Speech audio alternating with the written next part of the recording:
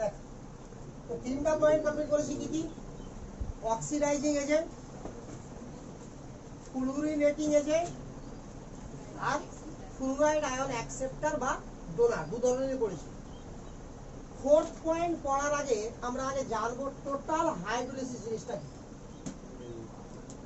তো পয়েন্ট কর হাইড্রোলিসিস 4 নম্বর পয়েন্ট বহু যুগ পরে আসবে এবার hydrolysis of inorganic compound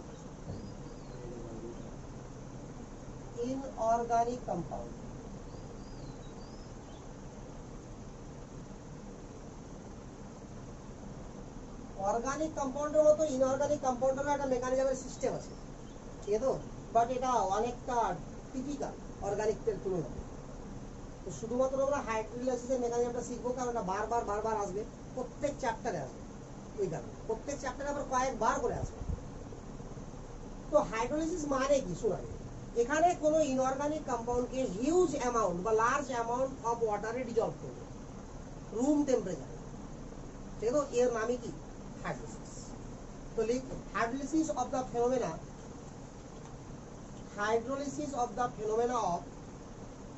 in which hydrolysis is the phenomenon লিখবি বানানটা হ্যাঁ phenomenon বাট উচ্চারণ করতে হয় কি phenomena hydrolysis is the phenomena in which a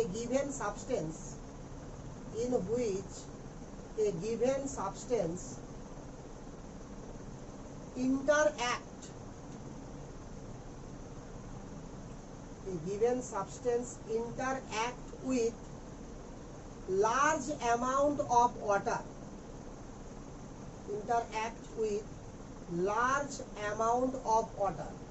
at room temperature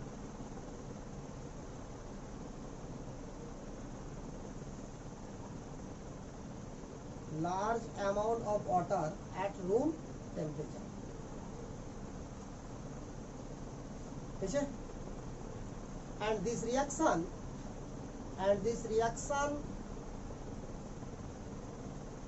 or process is generally non-redox বলেছি মানে কখনো কখনো কিন্তু রেডক্স হয়ে যায় হ্যাঁ generally non-redox and involve double displacement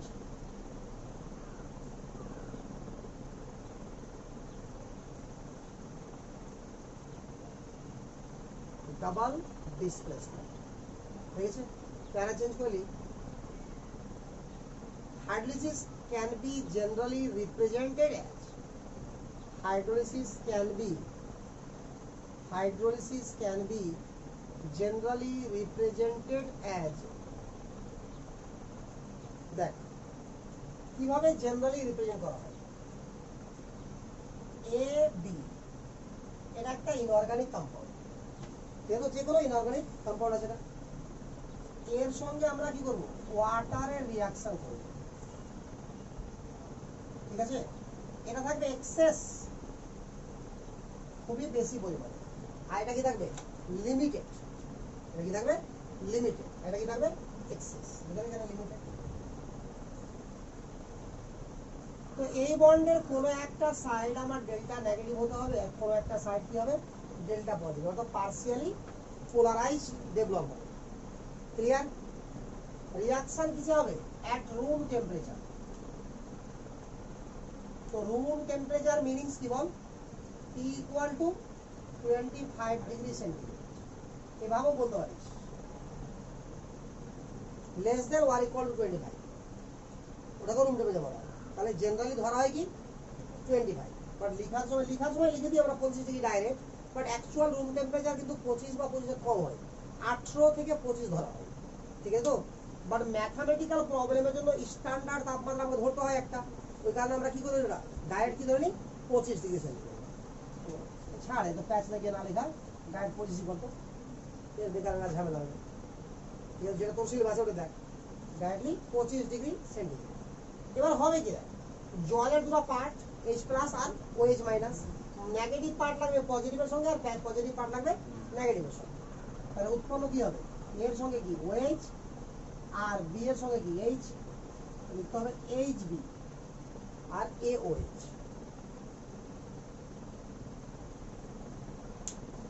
বুঝেছে এখানে যেটা উৎপন্ন হবে এটা সবসময় হবে অক্সি অ্যাসিড এখানে যেটা উৎপন্ন হবে এটা সবসময় কি হবে অক্সি অ্যাসিড আর এখানে যেটা উৎপন্ন হবে সবসময় কি হবে হাইড্রোক্সিড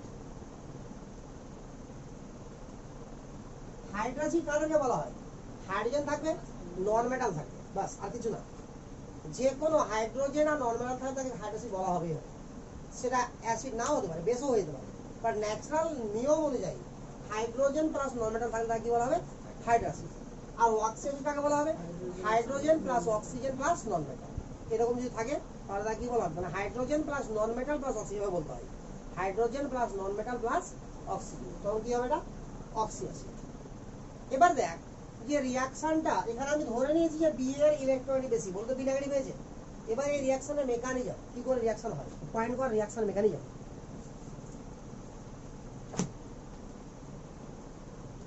reaction mechanism of hydrolysis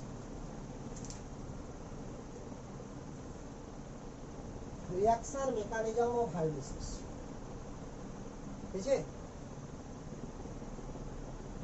তো দেখা যায় এখানে যে রিঅ্যাকশনটা হয়েছে খুব ভালো করে দেখা যায় এই রিঅ্যাকশনটাকে আরেকবার পুরো আতরে লিখবি এটা লিখিস না এভাবে লিখবি Q plus AB মানে আবার ধরে নিচ্ছি A কি আছে নেগেটিভ আর B কি আছে positive H2O at room temperature ঠিক আছে তো আমার উৎপন্ন কি হবে AOH plus HB রিঅ্যাকশনের মেকানিজম হবে SN2 রিঅ্যাকশন মেকানিজমের নামটা কি হবে বল SN2 মেকানিজম হবে এবার তোর বল SN2 খুব ভালো হবে তো জানিস রে আর রিঅ্যাকশন সবসময় কি হবে তাপ শোষক জেনারেলি কয়েকটা এক্সেপশন ছাড়া বেশিরভাগ রিঅ্যাকশন কি হয় তাপ শোষক তো তাপ শোষক যদি রিঅ্যাকশন হয় তো ডেল্টা H কি হবে আমার পজিটিভ ডেল্টা H হবে কি পজিটিভ ক্লিয়ার তো তাহলে এখানে কিউটা এখানে লিখেছি তাপ উৎপাদক হয় তো কিউটা কোন দিকে লিখতে হবে আমাকে ডান দিকে এবার চল রিঅ্যাকশন কি করে হয় এটা মিটাই সবটা হ্যাঁ কিউ বলতে হিট কিউ বলতে hit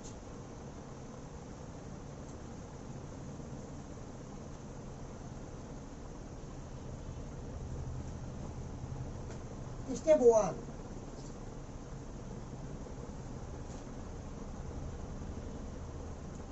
AB this is the negative this is the positive জল জলকে এভাবে লিখছি বল লিখতে পারবো না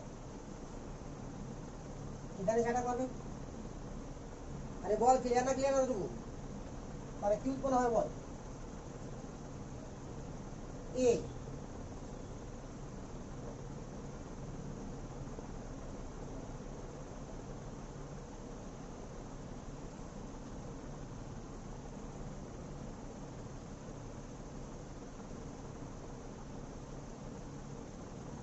দেখ এরকম হয়েছে কি হয়নি বড় হয়ে গেছে তো তাহলে এখানে কি হবে দেখ যে এটা আমার কোনো চার্জ ফাঁক ছিল এখানে দেখ দুটো চার্জ চলে এসেছে এটাকে বলা হয় রিঅ্যাকশন ইন্টারমিডিয়েট কি বলা হয় এটাকে রিঅ্যাকশন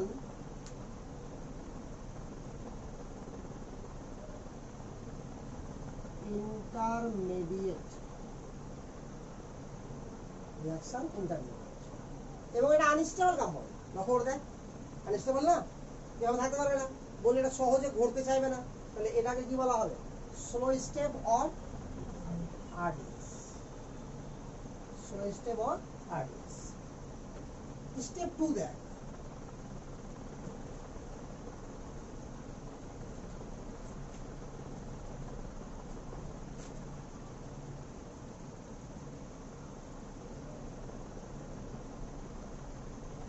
দেখ লক্ষ্য করে এখানে লক্ষ্য কর যে এ আমার নেগেটিভ চার্জ হয়ে আছে আর বি আমার কি হয়ে আছে সরি ও পজিটিভ তো নরমাল টেন্ডেন্সি কি থাকে বল এই বন্ডটাকে যদি ব্রেক করে নিয়ে নাই তাহলে এরও ডিসচার্জ হয়ে গেল এও ডিসচার্জ হয়ে গেল বাট নিউলি ফর্ম বন্ড কখনো ব্রেক করবে না কারণ এটা বন্ডটা এখন তৈরি হলো আর এই বন্ডটা যদি ব্রেক করে যায় তো রিঅ্যাকশন আগে বাড়তে পারবে না আবার ঘুরে এটা হয়ে যাবে তো নিউলি ফর্ম যদি বন্ড ব্রেক না করে তাহলে আর কিভাবে ডিসচার্জ হতে পারে তাহলে এটা এখান থেকে ভাঙবে তাহলে এটা কি হয়ে গেল বল প্লাস আর এটা এখান থেকে ভাঙবে, এটা ডিসচার্জ হয়ে গেল, কি হলো মাইনাস, এই মাইনাস গিয়ে এখানে অ্যাটাক মারবে, দেখ কি হলো, তাহলে হয়ে গেল বল AOH প্লাস HB। বল ক্লিয়ার না ক্লিয়ার না? বুঝেছে? তো রিঅ্যাকশনের রেট ইকুয়েশন, রেট কার উপর ডিপেন্ড করবে? এটার উপর ডিপেন্ড করবে, করবে কি না রে? আচ্ছা, রিঅ্যাকশনে হয়েছে কি দেখ, নিউক্লিওফাইল অ্যাটাক করে যেখানে OH আর একজন ডিসপ্লেস হয়ে গেছে নাকি, তাহলে SN2 রিঅ্যাকশনে কি হয়? সাবস্টিটিউশন হবে কার দ্বারা? নিউক্লিওফাইল দ্বারা। তো নিউক্লিওফাইল দ্বারা সাবস্টিটিউশন হয়েছে কিনা, তাহলে রিঅ্যাকশনটাকে নিউক্লিওফিলিক সাবস্টিটিউশন বলা যাবে কিনা? তাহলে আপাতত রিঅ্যাকশনটার নাম কি হয়েছে? Nucleophilic substitution. এখন অর্ডার যদি 2 হয়ে যায় SN2, আর অর্ডার যদি 1 হয়ে যায় SN1। তো এবার দেখ reaction rate equation, rate equation কিভাবে লিখতে হয়? R equal to constant. এবার দেখ রিঅ্যাকশনে পার্টিসিপেট কে করেছে? AB পার্টিসিপেট করেছে, তাহলে এখানে AB লিখবো, একটাই আছে, আর H2O একটার সঙ্গে একটাই আছে, আর বেশি হয়নি। তাহলে অর্ডার অফ রিঅ্যাকশন কত হলো? অর্ডার অফ রিঅ্যাকশন হয়ে গেল, ওই জন্য রিঅ্যাকশনের নামটা কি? SN। বল এতটুকু তো কোনো কনফিউশন আছে কি? তাহলে ওভারঅল রিঅ্যাকশন যেহেতু তাপ শোষক, তাহলে ওভারঅল এনার্জি আমার কি হবে? বাড়বে না কমবে? বাড়বে, তাপটা শোষণ করেছে, তাহলে ওভারঅল এনার্জি কি হবে? বাড়বে। এবার গ্রাফিক্যাল অ্যাপ্রোচ দেখাচ্ছি আগে, এটা মেটাবো সবটা। এই তাড়াতাড়ি লেখ, গায়ে পড়ে গেলে বলছিস,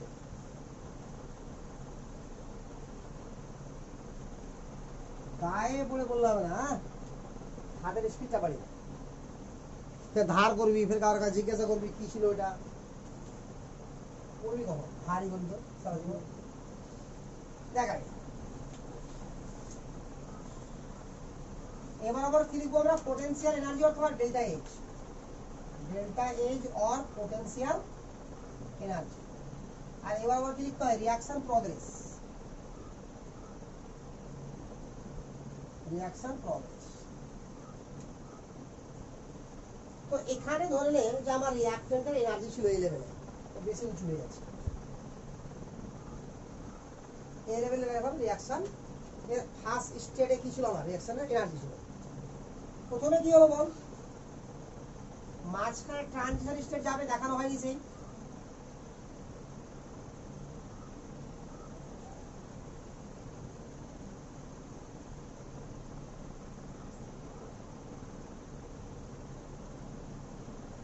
this is reactant R this is product। লক্ষ্য কর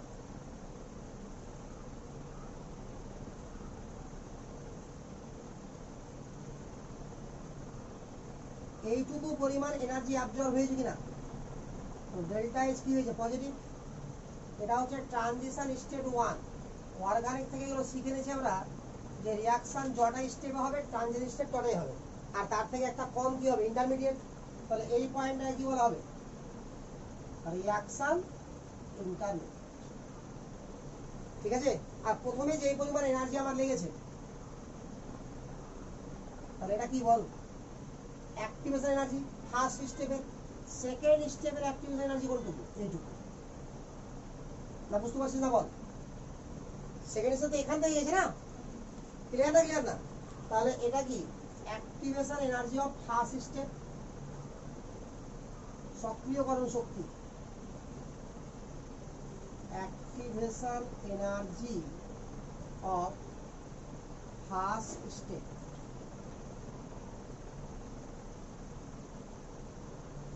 activation energy of second step. বল গ্রাফ বুঝতে পারি? ক্লিয়ার না পারলি না? এবার চিন্তা কর, যখন হাইড্রোলিসিস আমার হচ্ছে, আর তুমি এটা পারবে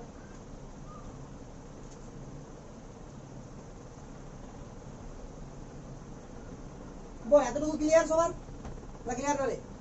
তো লক্ষ্য কর এবার, এই যে আমার হাইড্রোলিসিস প্রক্রিয়া যেটা করলাম, তো লোন পেয়ার গিয়ে দান করছে কোথায়? এতে। এ তো না যেখানে পজিটিভ সেখানে, না বুঝলি না?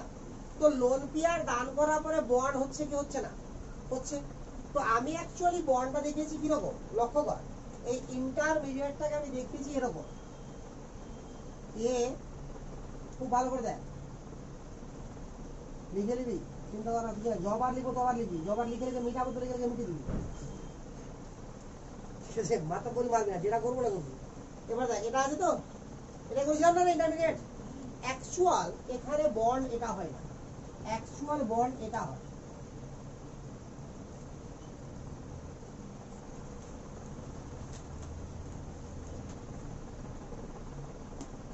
পার্থক্য কিছু বুঝতে পারছিস? লন্থিয়া গোড়াটা নাম করে অসমযোজী বন্ড ফর্ম করেছে, ক্লিয়ার না? ক্লিয়ার না? বাট অসমযোজী বন্ড কখনো আমার রিয়াকশন মেকানিজম পরিচালনা করতে ব্যবহার হয় না, কথা বুঝতে পারলি কিনা?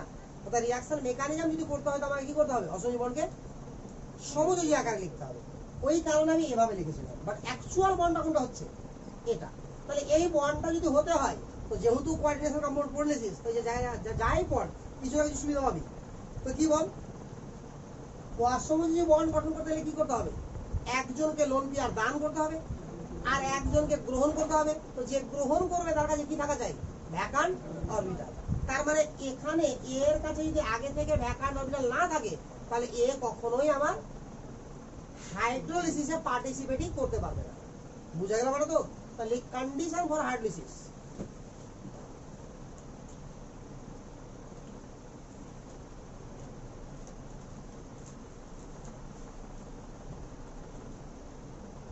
presence of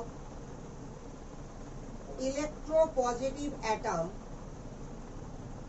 having vacant orbital, presence of electropositive atom মানে দুটার মধ্যে যেটা কি হবে আমার বল, ইলেকট্রোপজিটিভ হবে, সেখানে কি হবে, সোজা করবো যেখানে হোক, ওটা একটু পজিটিভ হোক আর নেগেটিভ হোক, এটা লিখাতে হয় লিখালাম আমি, কিন্তু নর্মালি আমার কি ভ্যাকান্ট থাকলে ইলেকট্রন জোড় গ্রহণ করার ক্ষমতার মধ্যে আছে, বাস রিয়াকশন হবে, কথা বুঝলি কিনা? ভ্যাকান্ট থাকলে ইলেকট্রন জোড় গ্রহণ করার ক্ষমতা আছে, মানে রিয়াকশনও করবে। সে যদি এমন হয়ে যায় যে ও আমার ইলেকট্রন অ্যাক্টিভিটি কম হয়ে গেল, তবু কোনো যায় আসে না, তবু ওই পার্টিসিপেট করবে, কথা বুঝলি কি বুঝলি না? তবে নর্মাল ভাবে বলতে হয়, ওই জন্য লিখালাম ওটা। তবে মেন কারণটা কি, ব্র্যাকেট লিখে নে, মেন কারণ হচ্ছে hydrolysis proceed when electron acceptor atom having vacant orbital, hydrolysis proceed when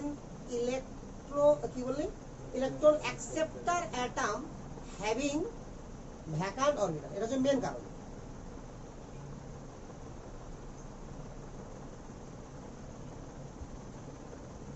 ঠিক আছে, এবার লিখ টাইপ অফ হাইড্রোলিসিস, পয়েন্ট কর, type of hydrolysis, type of hydrolysis. এক নম্বর লিখ, আচ্ছা এক নম্বর লিখিস না, আগে ভাষা লিখতো, ডিপেন্ডিং আপন the number of particle, depending upon the number of particle of the compound, number of particle of the compound participated,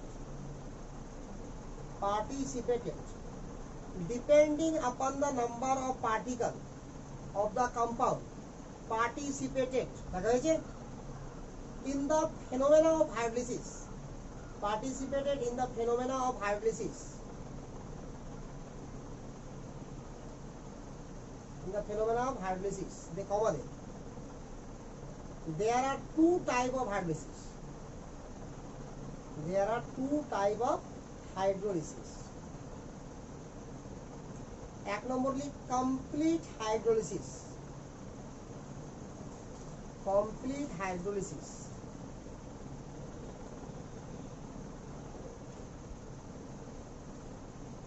দুই নম্বরলি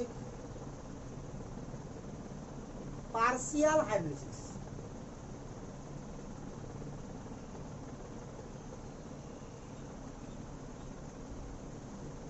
তাহলে কমপ্লিট যদি হাইড্রোলিসিস হয় তো অল দা অ্যাটম বা অল দা কম্পাউন্ড যেটা সাবস্টেন্স আমরা ইউজ করব, জল তো একটা থাকবে, সেটা কি করবে? পার্টিসিপেট করে দেবে। এটা বুঝা গেল কি না? তো পার্সিয়ালটা কি হবে তাহলে? ইন পার্সিয়াল হাইড্রোলিসিস কি হবে? All the particle of the substance are not, মানে আমার কি হবে, আর নট পার্টিসিপেট ইন হাইড্রোলিসিস। তাহলে অল দা মানে পার্টিকেল যদি আমার হাইড্রোলিসিসে পার্টিসিপেট করে যায় তাহলে কি বলা হবে? কমপ্লিট। আর সবটা যদি না করে তা কি বলা হবে? পার্সিয়াল। বুঝলো তো? তাহলে এক নম্বরে পয়েন্ট কর complete hydrolysis. Complete hydrolysis.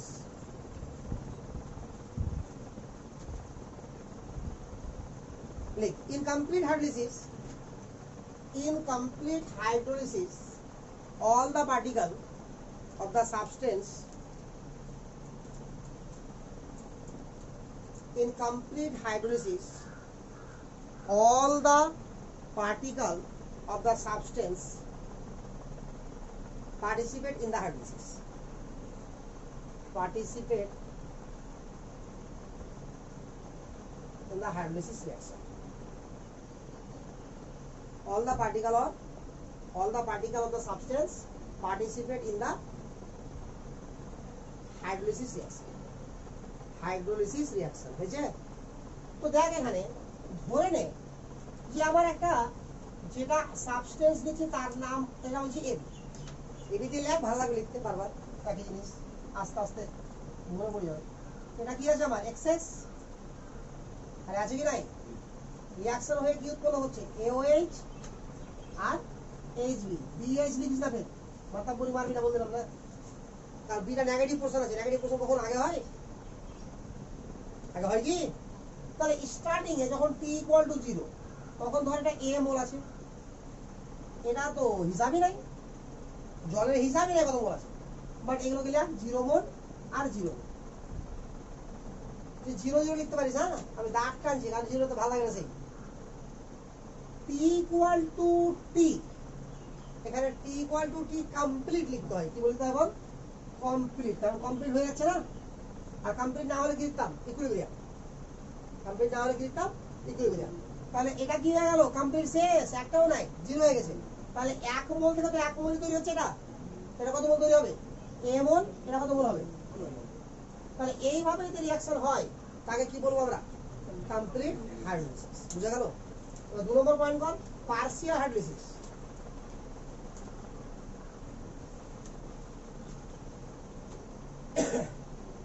Partial hydrolysis. Like in partial hydrolysis, all the particle in partial hydrolysis, all the particle of the substance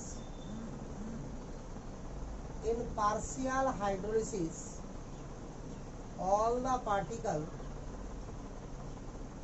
of the substance does not participate, all the particle of substance does not participate in the phenomena of hydrolysis, in the phenomena of hydrolysis, in the phenomena of hydrolysis। বুঝে লাগা? ওখানে তারা কি বলে? It's occur by two way, it's occur by two way। অর্থাৎ partial hydrolysis দু রকম ভাবে হতে পারে। দেখ, ফার্স্ট ওয়ে, এবার লিখি, এটা লিখলে থাকতে হবে, বেকার বেকার লিখে দিলাম, এখানে শুধু সংখ্যাটা চেঞ্জ করলে হয়ে যেত। তাহলে ফার্স্ট ওয়ে মানে প্রথম পদ এমন হতে পারে যে A to B ছিল, AB ছিল, এক্সেস অফ ওয়াটার, রিঅ্যাকশনে উৎপন্ন হবে কি? AOH plus HB। T = যখন 0 ছিল এটা A মোল ছিল, এটা 0 মোল, এটা 0 মোল। ওয়াটারের কাহিনী ভাববি না। এবার কি হলো? ইকুইলিব্রিয়ামে চলে আসলো, অর্থাৎ X মোল রিঅ্যাকশন করার পরে ইকুইলিব্রিয়াম চলে আসলো A মোলের মধ্যে। তাহলে কত মোল উৎপন্ন হবে বল? X মোল আর X মোল। তাহলে আর রিঅ্যাকশন আগে বাড়বে কি? আরে বাড়বে? বাড়বে না।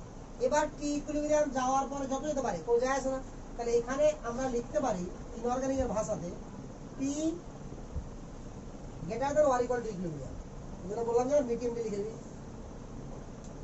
আরে অথবা লিখতে পারবি না, ওটা কেটে কেটে ঠিক করছিস ভাই। এটা মানে কি, ইকুইলিব্রিয়াম আসা থেকে শুরু করে আসার পর পর্যন্ত আর চেঞ্জ হবে কি? কারণ ইকুইলিব্রিয়াম যখন হয়ে আসলো আর চেঞ্জ হবে না। তাহলে এইভাবে যদি আমার হাইড্রোলাইসিস হয়, তাহলে সবটা পার্টিকেল কি পার্টিসিপেট করেছে? সবটা শেষ হয়েছে? হয়নি। এটাকে কি বলা হবে? Partial hydrolysis. এবার সেকেন্ড ওয়ে দেখ, আর কিভাবে পার্শিয়াল হতে পারে? সেকেন্ড ওয়ে,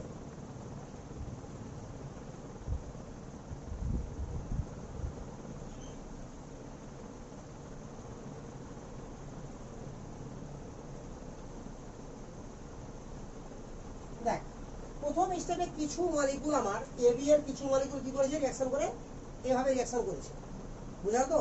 তাহলে কিছুটা এটা আছে কিনা? এখনো যেটা আছে তার সঙ্গে এটা আবার এইচবি যেটা উৎপন্ন হয়েছে সেটা আবার রিঅ্যাকশন করবে। অর্থাৎ এবি এর সঙ্গে পুনরায় কি রিঅ্যাকশন করছে বল? এইচবি মানে হাইড্রাসিড পার্টটা, সেটা রিঅ্যাকশন করে উৎপন্ন করছে HAB2। কি করে বল? HAB2 যেখানে যোগ করে ওটা হচ্ছে একটা HAB2, এবার যেটা যোগ করে দেয় তাহলে কি হলো বল? আমি যেহেতু ব্যালেন্স করছি না, তাহলে AB থাকলো রে, H2O থাকলো। এখানে যতগুলো HB থাকবে তার সবগুলোই এখানে ব্যবহার হয়ে যাবে।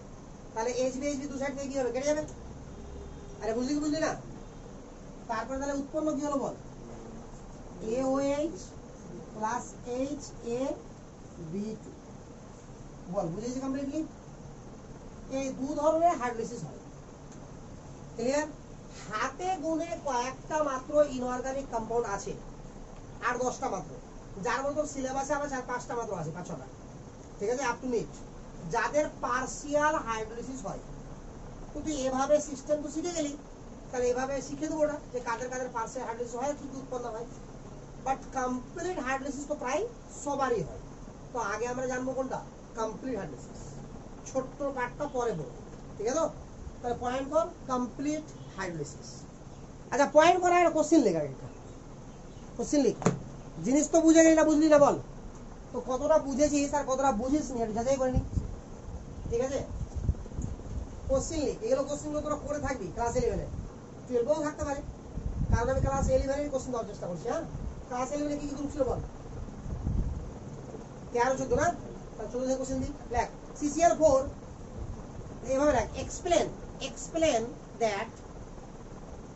explain that CCl4 cannot be hydrolyzed. Explain that CCl4 cannot be hydrolyzed, but SiCl4 hydrolyzed. But SiCl4 hydrolyzed.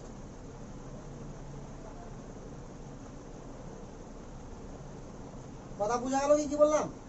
Reaction মানেটা হচ্ছে এটা, যে ব্যাখ্যা করো CCl4 এর হাইড্রোলাইসিস ঘটবে না, কিন্তু SiCl4 এর হাইড্রোলাইসিস ঘটবে। কেন? তাহলে CCl4 এর কার্বন সেন্ট্রাল অ্যাটম কার্বনের কোনো ভ্যাকান্ট অরবিটাল নাই। ভ্যাকান্ট ডি অরবিটাল কেন? ভ্যাকান্ট অরবিটালই নাই একটা ভাই। কেন ভ্যাকান্ট ডি লাগবে? এরকম বলেছিলাম নাকি একটু আগে? তবে তাহলে আবিষ্কার ফের কেন করছিস? আমি বলেছি ভ্যাকান্ট অরবিটাল কোথায়? ডি লিখবি, ও কম্পেয়ার করবি। তাহলে কার্বনের ক্ষেত্রে কোনো ভ্যাকান্টই নাই, বাট আমার সিলিকনের ক্ষেত্রে 3D ভ্যাকান্ট আছে। কথা বুঝা হবে কিনা? তার মানে এখানে কি হবে, যে কার্বন সিলিকন কি করতে পারবে? লোন পেয়ার, জল দ্বারা দেওয়া লোন পেয়ার, মানে জল যেটা লোন পেয়ার দান করবে সেটাকে অ্যাকসেপ্ট করতেও পারবে। বুঝা গেল? তাহলে অ্যাকসেপ্ট করতে পারলে কি হবে? রিঅ্যাকশন হবে। আরে বুঝা গেল? যদি বলতো BF3 বা BCl3 রিঅ্যাকশন করতে পারবে কি পারবে না? কেন? বোরনের কাছে কি থাকে? অলওয়েজ ভ্যাকান্ট অরবিটাল থাকে। আরে এটা অর্গানিক পড়াতে পড়ে বলেছিলাম না, যেখানে বোরনকে দেখবি মাথার উপরে ডাব্বা একা দিবে একটা, বুঝলাম রে? আর এই ডাব্বা মানে কি? Vacant orbital. তাহলে বোরন, অ্যালুমিনিয়াম ওই গ্রুপে সবার কাছে গিয়েছে ভ্যাকান্ট অরবিটাল। ক্লিয়ার? আচ্ছা আর বাকি তারপরে প্রত্যেকটা গ্রুপের প্রথমটা বাদ দিলে বাকি সবটা ভ্যাকান্ট আছে। প্রথমটা বাদ দিলে বাকি সবার কাছে কি আছে? ভ্যাকান্ট আছে। তার মানে তাহলে সিলিকন টেট্রাফ্লুরাইড অর্থাৎ SiCl4 এর হাইড্রোলিসিস হবে কি হবে না? তাহলে কর এবার হাইড্রোলিসিসটা করে প্রোডাক্ট বল কি হবে?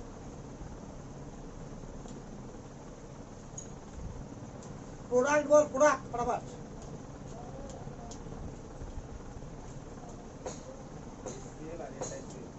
হ্যাঁ SiOH SiOH কটা হলো? তাহলে ফাইনাল প্রোডাক্ট কি হলো? প্রোডাক্টটা কি হলো রে? হ্যাঁ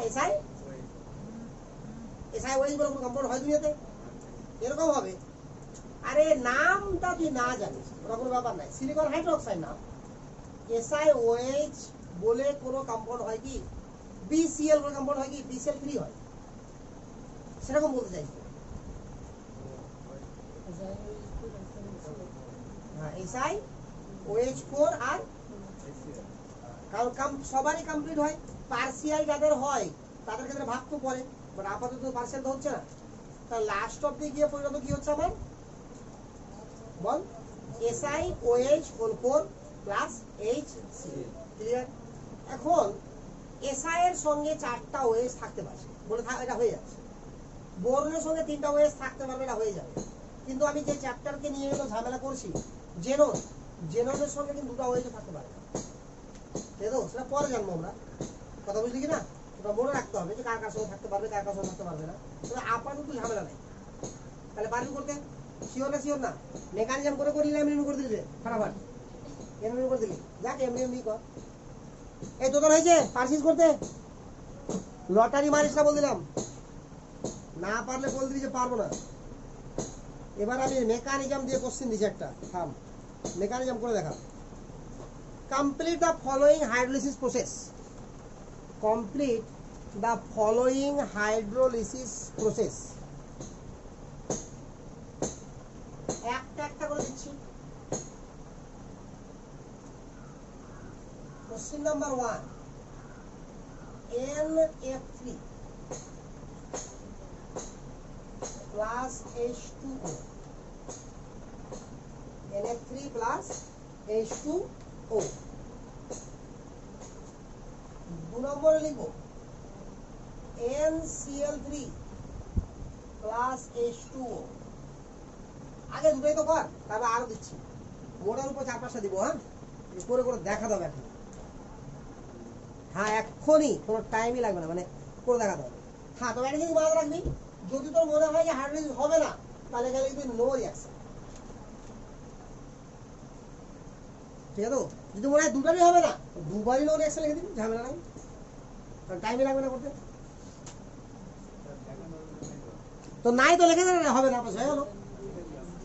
হ্যাঁ তো ওটা কথাটা কি সবাই লিখেছে?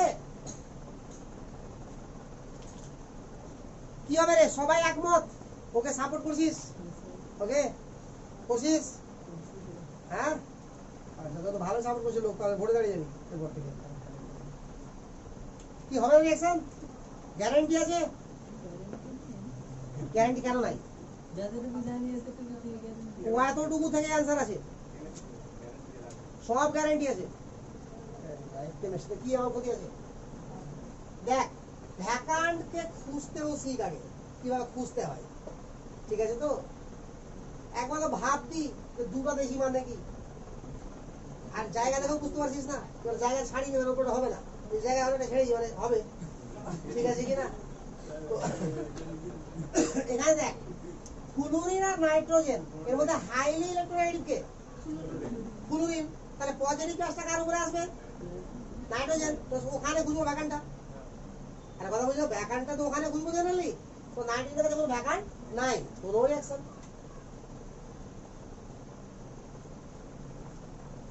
নাইট্রোজেন আর ক্লোরিন, তাহলে কে বেশি ইলেকট্রোনেগেটিভ?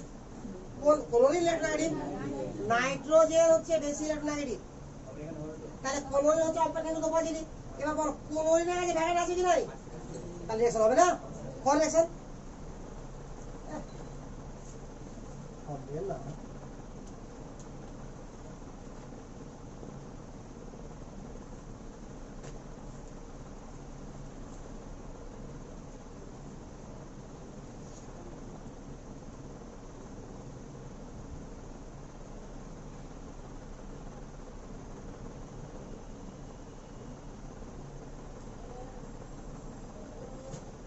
আমি এত বছর ধরে করছি তবুও করতে ইচ্ছা করছে, আর তুই একবার জীবনে প্রথম করতে লাগলো তাতে ইচ্ছা করে না। দেখ ভালো থাকবে। NCl3 এর সঙ্গে জলের রিঅ্যাকশন, তো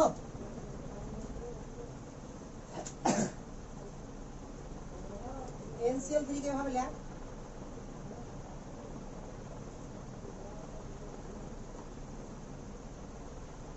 ডাব্বা আঁকলাম, ভাবছিলাম সবটাতে কেন আঁকলাম না, কারণ ওটার সঙ্গে রিঅ্যাকশন করবো, সেই সবটাতে আছে। তাহলে কি করতে হবে?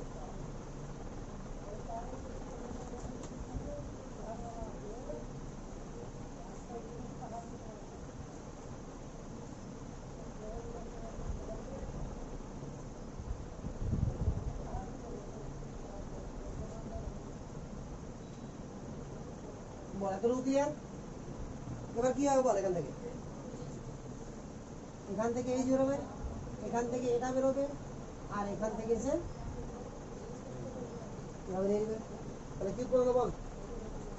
Cl N Cl আর H ট্রান্সফার হলো HOCl। দেখ আর বেশি হয়নি। এবার এটা পুনরায় আবার কি করবে? জলের সঙ্গে রিঅ্যাকশন করবে।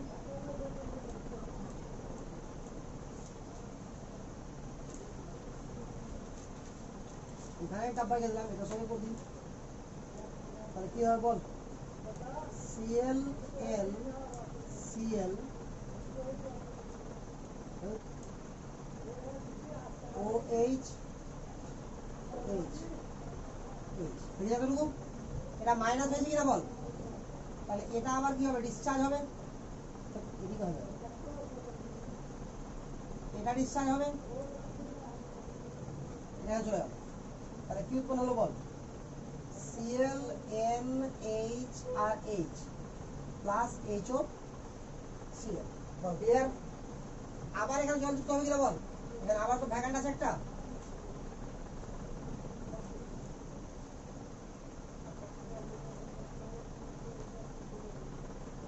তাহলে কি হলো? OH H Cl NH H। এটা আবার হয়ে গেল মাইনাস, এটা আবার প্লাস, এটা এখান থেকে ডিসচার্জ হলো, আর এটা এখান থেকে গেল, এটা এখান থেকে গেল, এখানে লিখে দিই লিখে। তাহলে কি হলো বল? NH3 plus HO।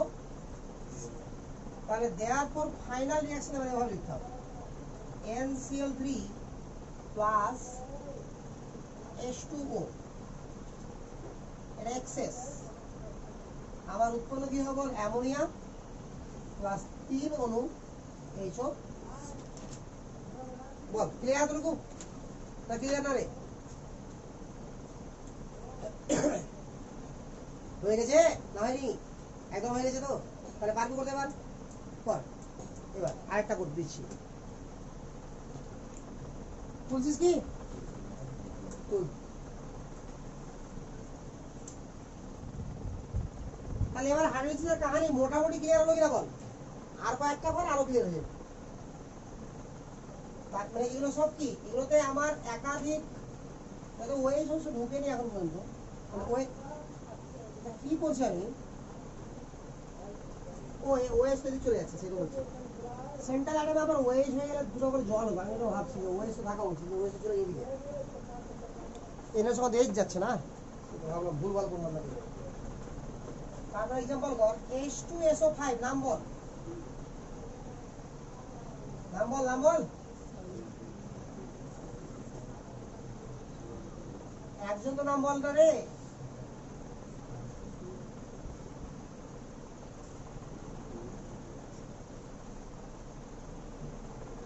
নাম কি? কি? Sulphurous acid. এই নাম বল, তুই বল, নাম বল এটা।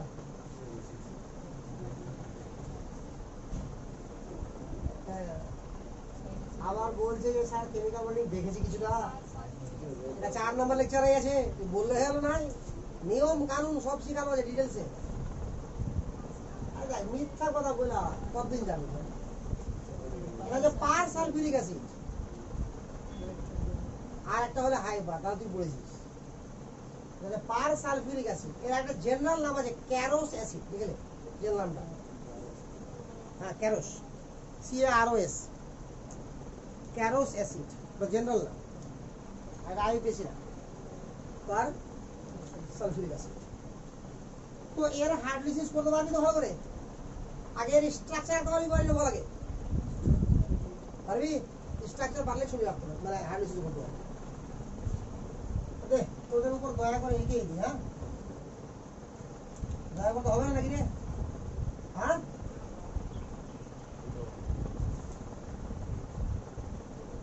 জল করে দিলাম।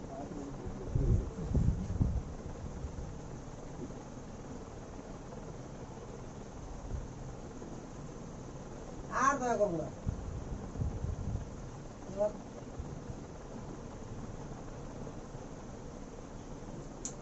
এবার কর। ভ্যাকান কোথায় আছে? সালফারের উপরে আছে, আছে কি নাই? তাহলে সালফার অ্যাটাক করবে,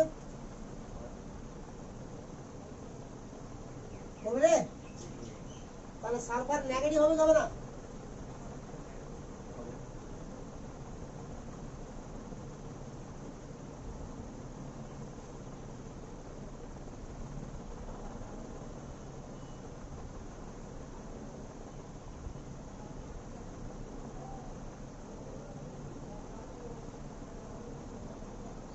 এবার এখানে মজার ব্যাপার আছে অনেকটা।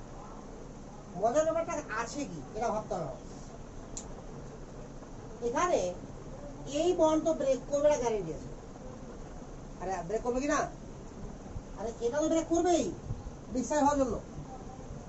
এবার এখানে সালফার ডিসচার্জ হওয়ার জন্য হয় এই বন্ড ব্রেক করবে, আর না হলে এই বন্ড ব্রেক করবে। সেটা ব্রেক করবে যার এনার্জি কম। কথা বোঝা গেল কি? সেটা ব্রেক করবে যার এনার্জি কম। কার এনার্জি কম এবং কেন কম জানিস কি? জানিস তো? হ্যাঁ এটা এটা করো না, ওখানে বললে হলো নাকি? সবকিছু ওখানে থাকবে নাকি? দেখ এটাকে বলে অক্সিডেশন নাম্বার আর অক্সিডেশন স্টেটের মধ্যে পার্থক্য। বল করেছিস কোনদিন? আরে করেছিস না করিসনি? জারণ বিজারণ চ্যাপ্টার যখন ক্লাস 11 করেছিলি দুটো ওয়ার্ড শিখেছিলি, অক্সিডেশন নাম্বার বা জারণ সংখ্যা আর অক্সিডেশন স্টেট বা জারণ স্তর। পড়েছিলি? পড়িসনি? মোটা মোটা করে বইয়ে লেখা আছে জারণ সংখ্যা এবং জারণ স্তর। দেখা নাই রে? তো দেখ জারণ সংখ্যা কি করে বের করতে হয় আর জারণ স্তর কি করে বের করতে হয়। জারণ সংখ্যা বের করতে হয় এভাবে, এটাকে এক্স ধরলি, এটাকে এক্স ধরলি, ঠিক আছে? আর কি করলি? বাকি হিসাব করলি, অক্সিজেন -2 হাইড্রোজেন +1 এভাবে হিসাব করে +6 বেড়ে গেল। এটা কি বেরোলো আমার? জারণ সংখ্যা। ক্লিয়ার? আর জারণ স্তর কি করে বের করতে হয় ওটা শিখ। ধরে নে এ আর বি দুটো বন্ড আছে, ভিন্ন অ্যাটম আছে, আছে কি না? তো এদের দুজনের মধ্যে কোনো একজন হাইলি ইলেকট্রোনেগেটিভ আছে, পূর্ববঙ্গ আছে কি না? তো ধরে নিলাম যে বি আমার কি আছে? হাইলি ইলেকট্রোনেগেটিভ আছে। তাহলে এর চার্জ হবে -1, এর চার্জ +1। যদি ডাবল বন্ড থাকে তো -2 +2, যদি ট্রিপল বন্ড থাকে -3 +3। যদি সেম ইলেকট্রন থাকে, সেম এলিমেন্ট থাকে, এরও 0 এরও 0, বাট সেম এলিমেন্ট ডিফারেন্ট হাইব্রিডেশন থাকে, তো যেখানে এস ক্যারেক্টার বেশি তার -1 আর যেখানে এস ক্যারেক্টার কম তার -+। মানে এস ক্যারেক্টার বেশি মানে কি? ওর পরিমাণাত্মকতা এমনি বেড়ে গেল, ঠিক আছে না? ফর এক্সাম্পল CH3 CH2, আচ্ছা এভাবে না লিখে এভাবে লিখি,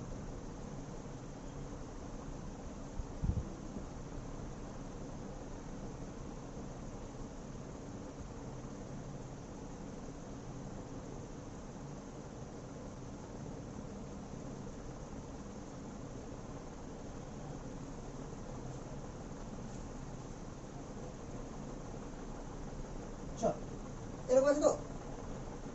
তাহলে এই কার্বন আর এই কার্বনকে ভাগ ভাগ আগে। তাহলে এর অক্সিডেশন নাম্বারও 0, এরও 0, অক্সিডেশন স্টেট এরও।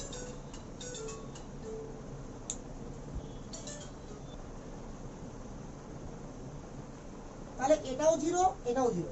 আরে ক্লিয়ার না, ক্লিয়ার না? এবার এটাও দুটোই কিন্তু কার্বন আছে, আছে কি না?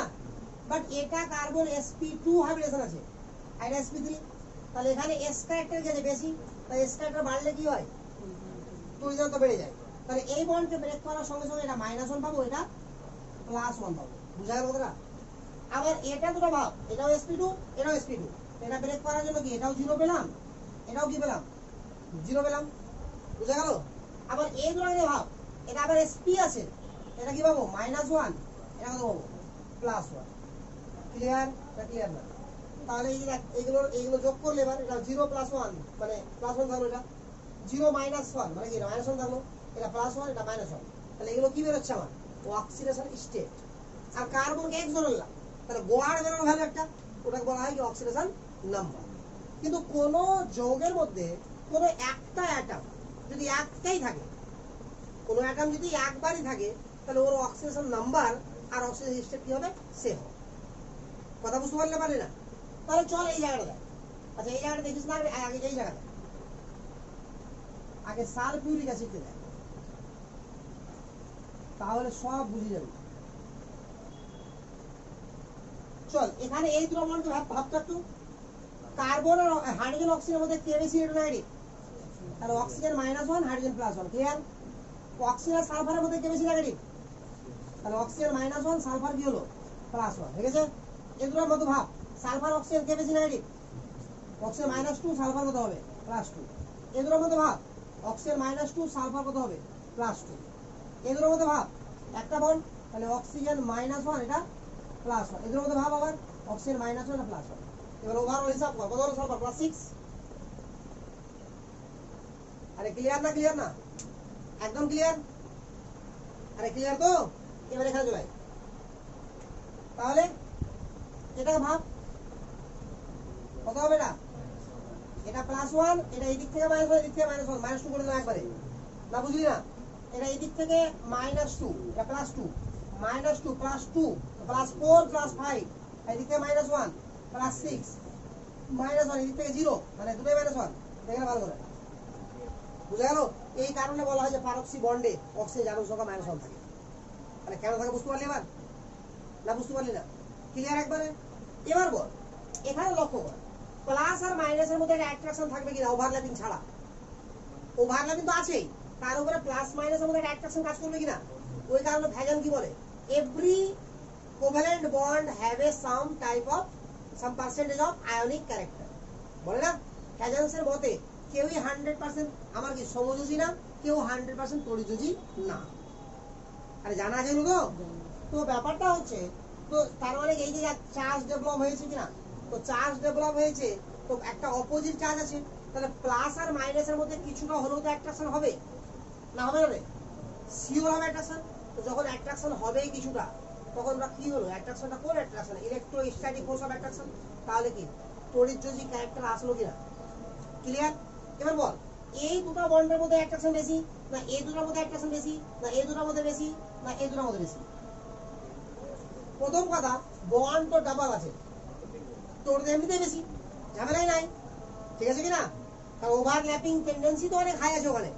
বাট এখানে সিঙ্গেল দেয়, এটা +6 এর সঙ্গে -1, এটা +6 এর সঙ্গে -2, তাহলে এটা অ্যাট্রাকশন বেশি, তাহলে এই বন্ডটার এনার্জি কি বেশি, তাহলে ইজিলি ব্রেক কোনটা করবে? বুঝা গেছে এবার না বোঝা যায়নি? ক্লিয়ার এতটুকু? তাহলে শুধু এটার জন্য না, সবার জন্য এরকম ভাবে ভাবতে হয় যে কোথায় কোন বন্ডটা ব্রেক করবে। ক্লিয়ার তো? তাহলে এতটুকু কাহিনী সব বুঝবো না লিখবি? গেল লিখবি?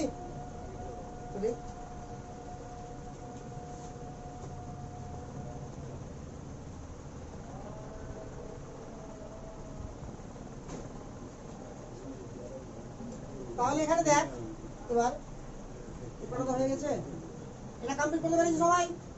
তাহলে কি উৎপন্ন হয়েছে বল? তাহলে এটা ব্রেক করবে আর এটা ব্রেক করবে, তাহলে নাকি রে?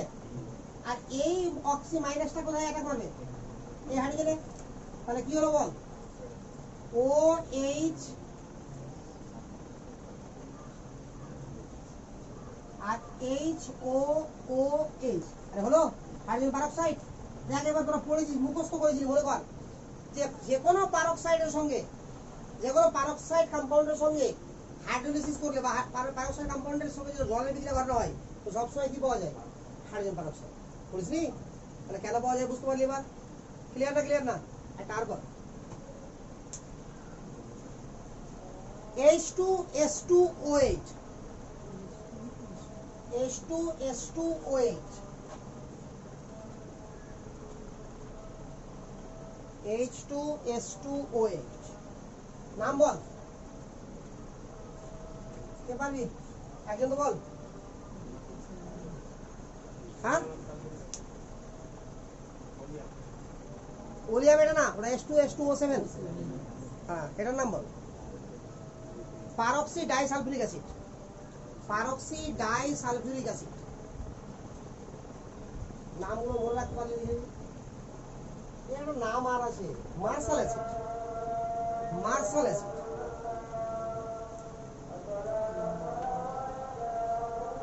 তোমরা একবার কালকে মনে করাবে এটা, মানে এরপর তো মনে করাবে। আমার সন্দেহ হয়ে গেল নামটা মার্শাল অ্যাসিড হবে কি হবে না। যাই হোক, আমার মনে পড়ছে মার্শাল অ্যাসিড, তবে সন্দেহ থাকছে, সন্দেহ রেখে লাভ নাই। কাকে এরপর জিজ্ঞাসা করি মনে পড়ে যাবে, ঠিক আছে কিনা? তবে এটা ঠিক আছে, জেনারেল নামটা মানে আইউপিএসি নামটা পারক্সি ডাইসালফিউরিক অ্যাসিড, এটা গ্যারান্টি ঠিক আছে। এর গণনা করবি?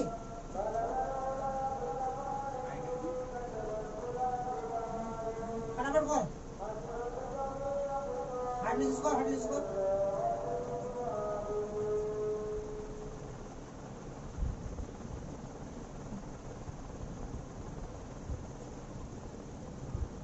যে কোনো একটা সালফারে অ্যাটাক মারিয়ে দেবে আবার।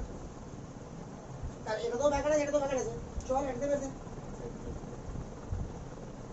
নাকি রে? তাহলে কি হবে?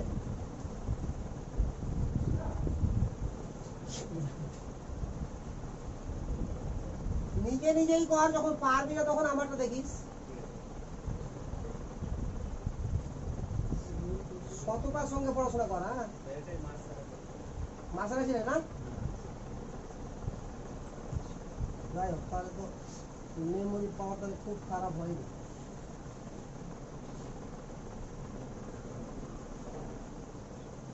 এটা হলো, এবার কি হবে?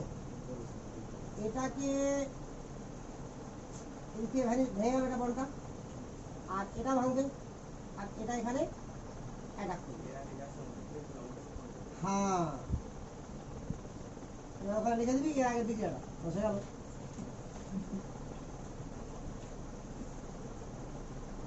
হ্যাঁ, লিখেই দে, কি করবি তো?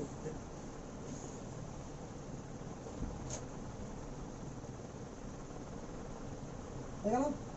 এবার এই পোর্শনটা একটু আগে করলাম না? হ্যাঁ, তাহলে এটা জল, এক্সেস জলের সঙ্গে রিঅ্যাকশন করবে, একবারে লিখে দে এইচ, বলছি মানে সালফিউরিক অ্যাসিড।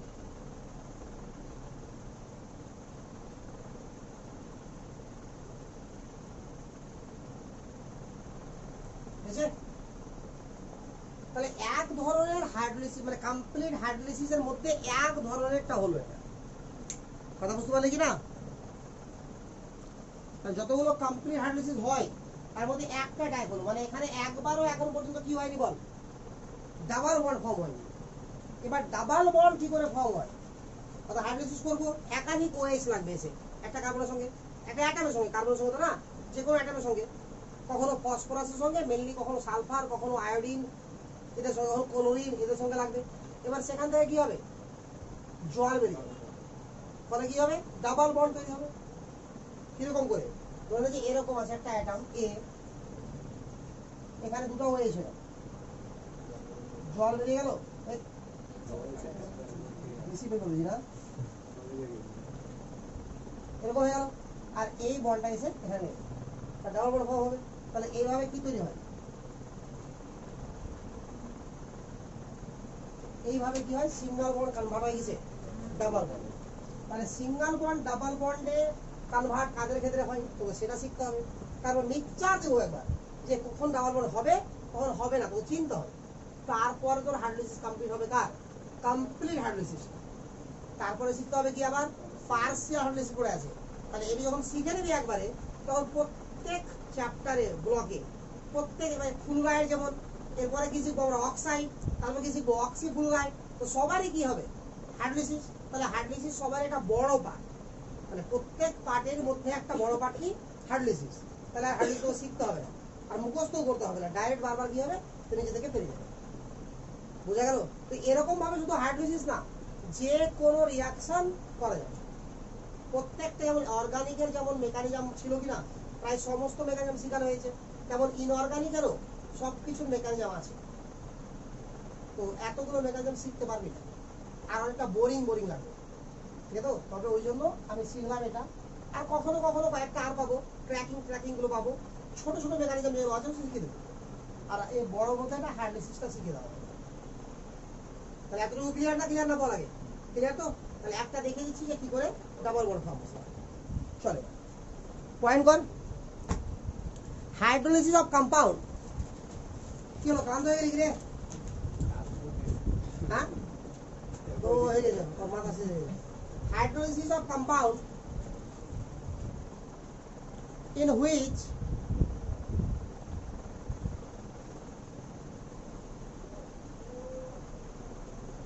produces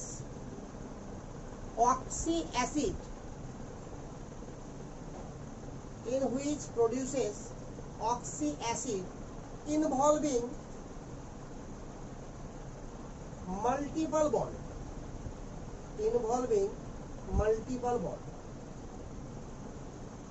বুঝে লাগা?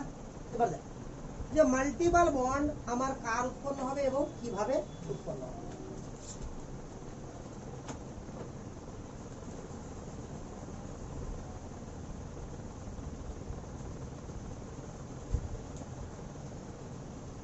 বল PCl3 তে আমার ভ্যাকান্ট অরবিটাল আছে কিনা বল?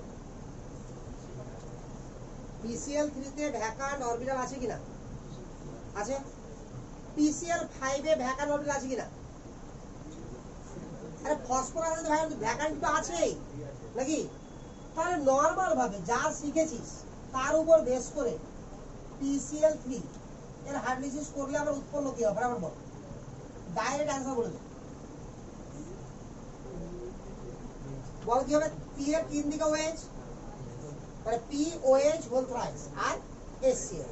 ক্লিয়ার না? তাহলে POH whole thrice plus HCl 3 molecule এটা হবে। এটা তো এক্সেস না, এটা তো কাহিনী নাই। এটাকে একটা হোক, তাহলে একটা মলিকুল থেকে তিনটা মলিকুল হবে।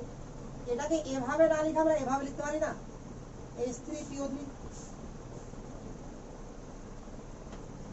আরে বল ক্লিয়ার না? এখানে একটা অণু আমার জল বেরোয়নি, আরে বেরিয়েছে কি? বেরোয়নি। এবার PCl5 কর, এর সঙ্গে জলের রিঅ্যাকশন কর, তাহলে কি উৎপন্ন হবে বল? আরে কর, কি হবে?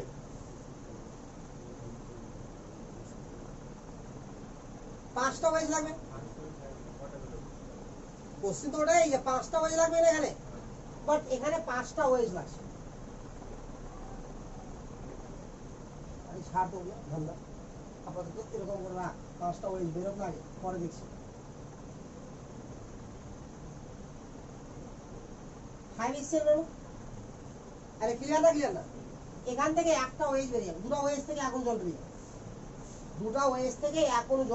যাবে, তাহলে H3PO4 উৎপন্ন হবে। দুটো